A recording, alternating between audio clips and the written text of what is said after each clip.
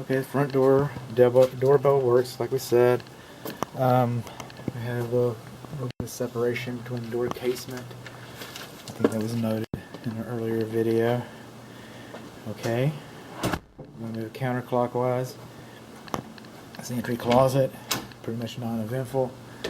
As we mentioned, this door's not self-closing. Going to the garage, they're supposed to be self-closing so that you don't have to think about it, and you don't have a fire that way. The carpet's in pretty bad shape, but the advertisement said that there was a carpet allowance, I believe. We have some sliding and single pane vinyl frame windows. Screens all look like they're in pretty good shape. I've operated all the windows. We're missing 2 luminaries and this ceiling fan light kit. Again, the closet is pretty much non-eventful. I'll take a peek inside of that and see what it is. Okay, this is the hall bathroom, the guest bathroom. It's a molded tub. This is both commodes. That is the flapper. That's the flush valve. Okay, this is your valve float. This is, some people call it the ball cock valve from the old days. A lot of times it's called the fill valve now. If you take these 4 screws off, there's a rubber gasket inside of that. So when we flush this, water comes out from around the gasket. Okay? So replacing the gasket is a relatively inexpensive task to undertake.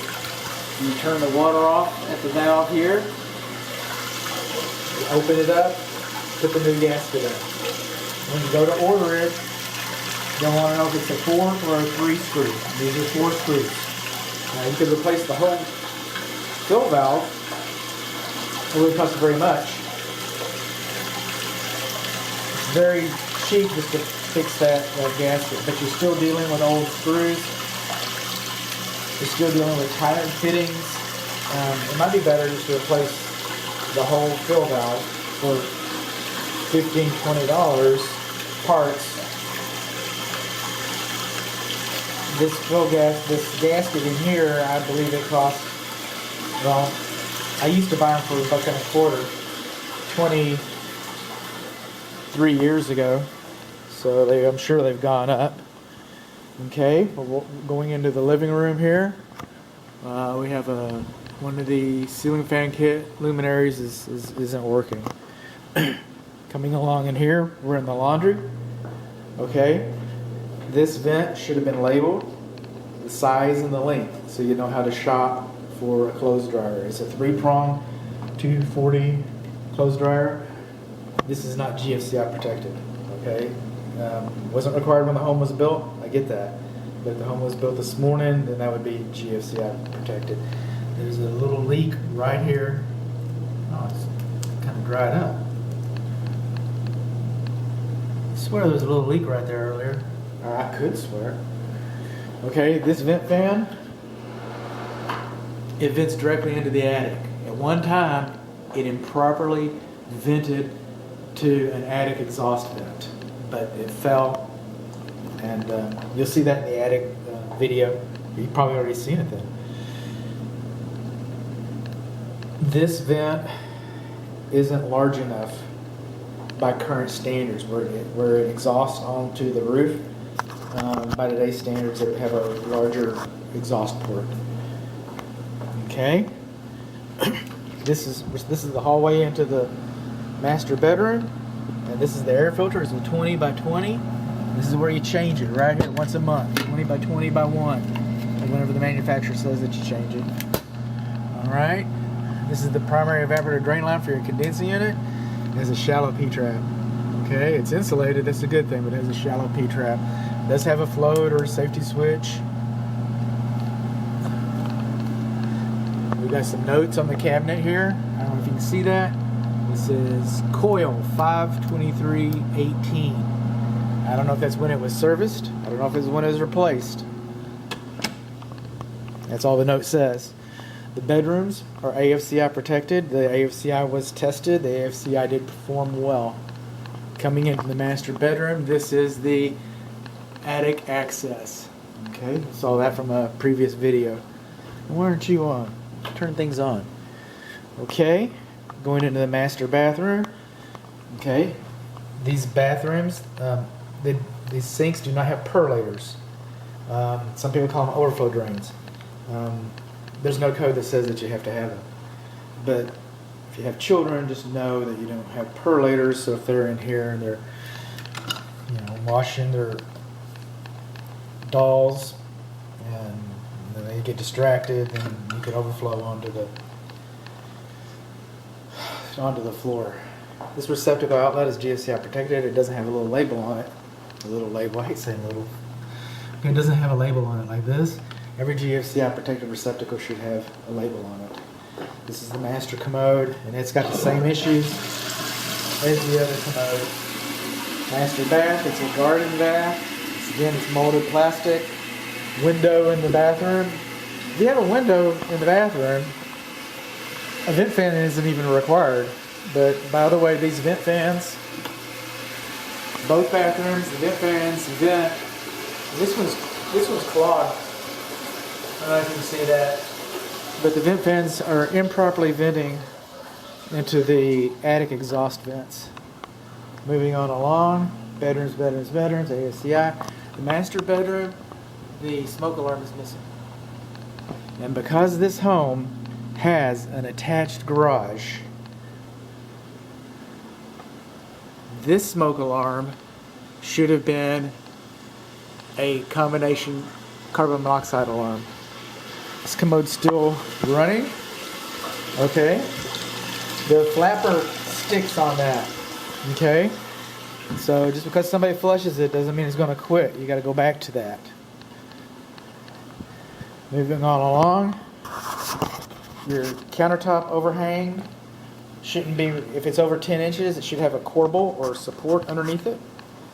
And this receptacle outlet is GFCI protected. It does not have a notice on it like the other one, but it's also more than 6 inches below the countertop. So if you put something up here, the cord's going to dangle down.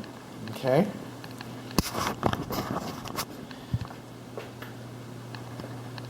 If this was built this morning, this would be GFCI protected. I mean, it wasn't required when the structure was built. This GFCI controls itself and the island. This GFCI is assumed, okay, it's assumed to operate, to control these GFCI, these receptacle outlets that are labeled GFCI. That being said, and you're still on, I can still feel you, okay, but this guy doesn't work. He doesn't work electrically or mechanically. I can't trip this guy. Alright, so we do not have GFCI protection on the right side of the sink at the countertops. We do not have GFCI protection for the dishwasher. That wasn't required when the home was built, but that's the way. This vent fan, it's okay. Alright, the manufacturer's instructions said that this corner is far enough away from this edge, and so that's okay. It's circulating. But they neglected to install the registers and the filters underneath there. So the oven has an anti-tip device. Okay. Oven light does work. In fact, everything works on it. It does not have self-cleaning. It does not have convection. It's just a, your standard plain Jane deluxe base model. Okay. Dishwasher, this was replaced, okay? This was not replaced. I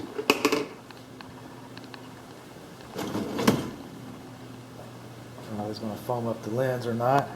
We got rust on the racks, okay? These racks cost almost as much as a dishwasher. You might be able to paint these, service them a little bit, get a little more utility out of this guy, but his days are numbered. Everybody's days are numbered. It's a 1/3 horsepower garbage disposal. It's wired up right. Okay. The dishwasher, drain line. I don't know if you can see that. Let's try this. Okay, it does not touch the bottom of the kitchen sink. Okay, so you do not have a proper drip loop, anti-siphon loop on the dishwasher. Inside here, this is all your paint and color schemes. If you wanted to match any of that, you got a chance. Okay, some of the windows are sliding, some of the windows are single sash. Moving along here, go out to the back. It should have been on the outside video. This step is peeled away. Okay, it's separated. We had a little bit of movement here, so this step is moved back. Another thing that I'd like to have been on the other video, but it's the original post for the patio cover. You got one on both sides and they're collecting water, and mosquitoes can get in that. That should be sealed or filled with something so that you just don't have these wells. That one goes way down there, so the other one's probably got a lot of water in it. It's pretty hang on.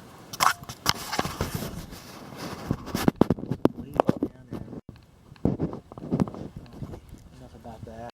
It's a pretty simple fix. Just fill them so that they don't collect water like that. Step again. He's not GFCI protected because the GFCI in the garage is broken. This is vinyl floors. Okay, all this works. Everything is fine. All the light bulbs work. I'm not getting enough temperature differential. Works. Windows. This is that window in the earlier video. The flaking was happening on the UV protection film. The air conditioner is not cooling very well. I just got to say, I went outside, put my hand over the condensing unit. I didn't feel any warm air. I'm only raking about 10 degrees.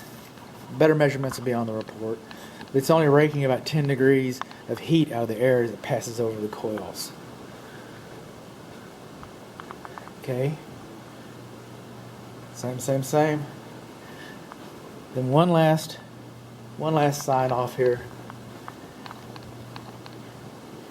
This window is not too high.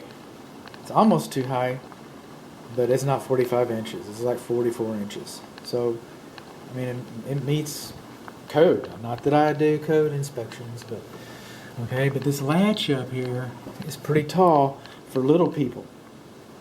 Now, one latch will probably do it, and that's probably what you want to settle for. But just understand, if there's an emergency for emergency egress for a little person to get out, or a very short granny, to reach this latch up here might be difficult. And as I said in the text earlier, it really is a nice house. There's not a lot of dynamics going on here. You want to make sure that you get the air conditioning taken care of. It's going to be important to you.